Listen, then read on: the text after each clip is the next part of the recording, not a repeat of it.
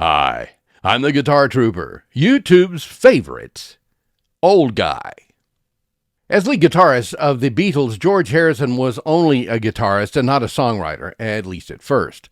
He didn't even try to write a song until 1963 when he was laid up in bed at a Bournemouth hotel with little else to do. He decided to use the time to write a song, if for no other reason than to just prove to himself that he could do it. That first song by his hand, Don't Bother Me, made it to the With the Beatles and Meet the Beatles albums and was featured in the press party sequence of the movie A Hard Day's Night. Still, working in the shadows of John Lennon and Paul McCartney was not easy, and his struggle to get more of his work on subsequent albums met with only moderate success. By 1968, though, George's songwriting skills had exponentially improved, and between September of that year and January of '69, he ended up writing several songs that caused his bandmates to stand up and take notice. One of those songs, reportedly inspired by his feelings for his wife, Pattie Boyd, will prove to be one of the biggest pop songs not only of 1969, but of the 20th century.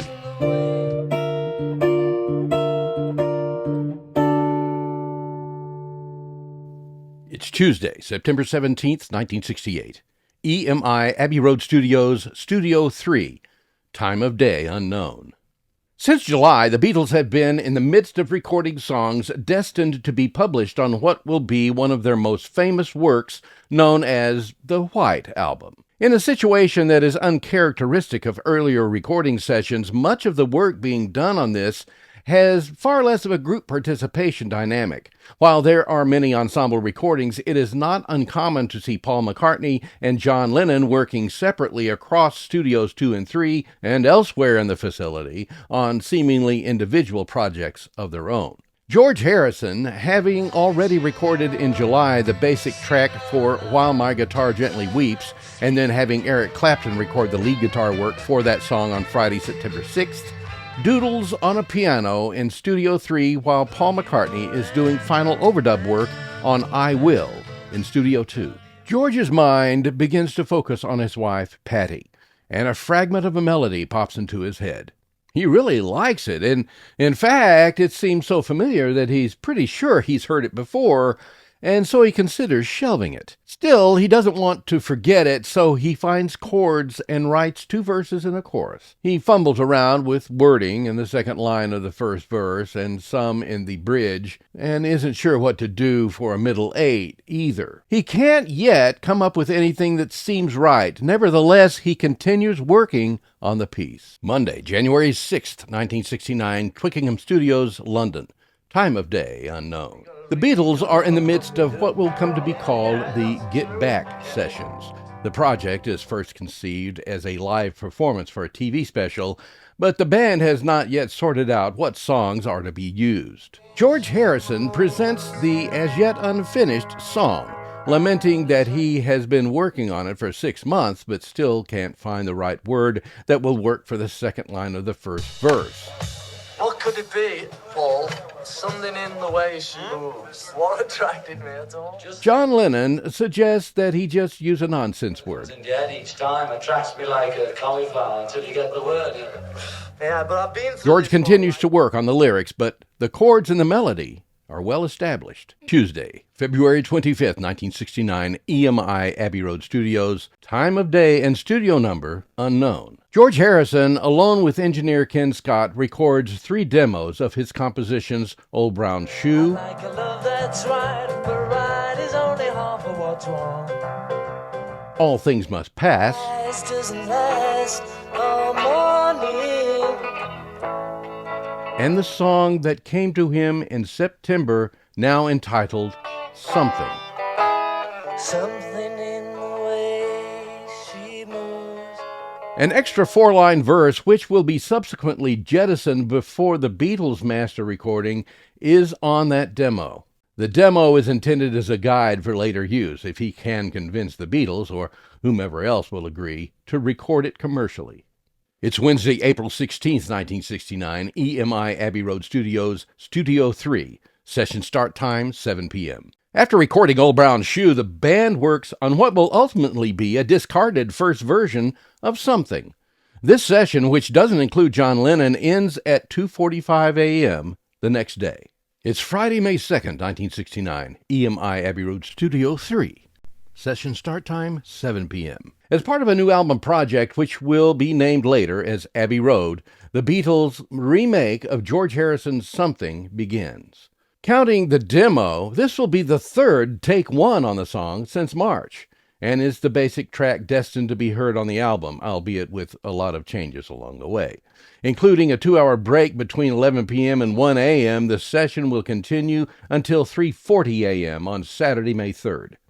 The only non-Beatle musician is Billy Preston on piano. George plays his Les Paul through the studio's Leslie speaker system set to chorus mode. Take 36 is judged to be the best, and due to an elongated piano-led instrumental fade-out, it is very long at 7 minutes 48 seconds. On Monday, the group travels to Studio One at Olympic Studios in London for overdubs on the song, which will include George Martin as producer and Glenn Johns as engineer. Paul improves his bass line here, and George likewise refines his guitar work through a Leslie speaker system. Friday, July 11th, back at Abbey Road Studio 2. A mixdown is done for Something, designated as Take 37, along with a time trim to 5 minutes 32 seconds, still retaining 2 minutes 32 of the fade-out coda. Wednesday, July 16th, a new vocal overdub is recorded, including George's lead and backup vocals from Paul and handclaps from George, Paul, and Ringo. This is added to Take 36 as takes 38 and 39. The recording will not be finalized until August 15th, when string overdubs are added and the length trimmed again by eliminating the end coda. The final stereo mix is completed by Jeff Emmerich on Tuesday, August 9th, 1969. What you may not know is that between the solo demo session at the end of February and the commencement of the Beatles recording sessions for Something starting in April, George had a different plan for the song. Frustrated with the apparent indifference displayed during the Get Back session toward using his song on the project, George offers Something to Joe Cocker, and Joe happily agrees to record it. Something in the way she moves. Instead of immediate publication, though, it ends up being on Cocker's self-titled 1969 album, Joe Cocker, with an exclamation point, which, as it turns out, doesn't get published until after the release of the Beatles single of the same song, leaving Joe Cocker's album-only version relegated to being but a footnote in the song's legacy, even though it was the first commercial recording made of it.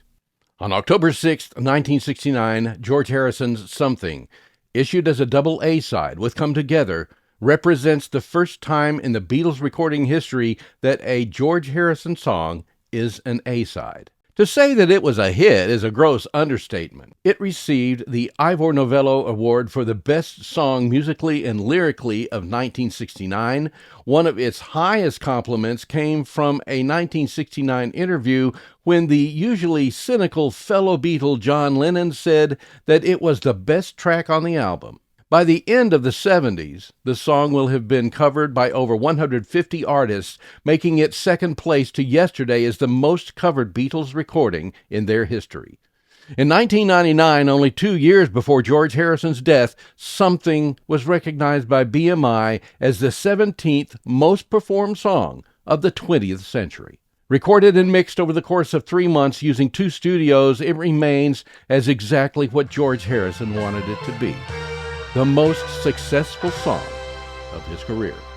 Hey guys, well here we are at the end of another video, and thanks for watching. I hope that you enjoyed it. If you did, please do me a favor and click on that like, thumbs up icon and leave a comment. Let me know what you think.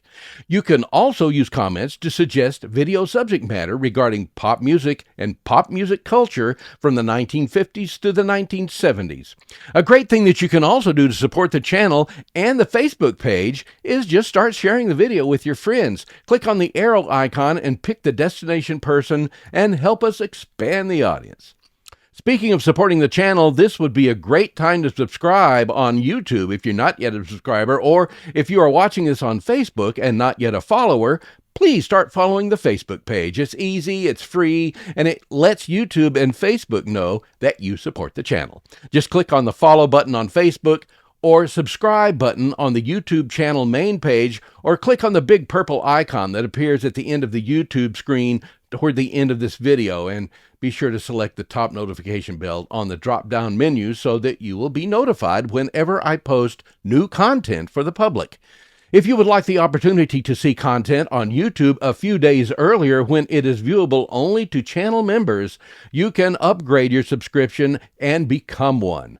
Just click on the join icon and follow the instructions. It's not a free thing to upgrade on a YouTube channel membership, but it's as dirt cheap as YouTube would let me make it. Thanks again for watching.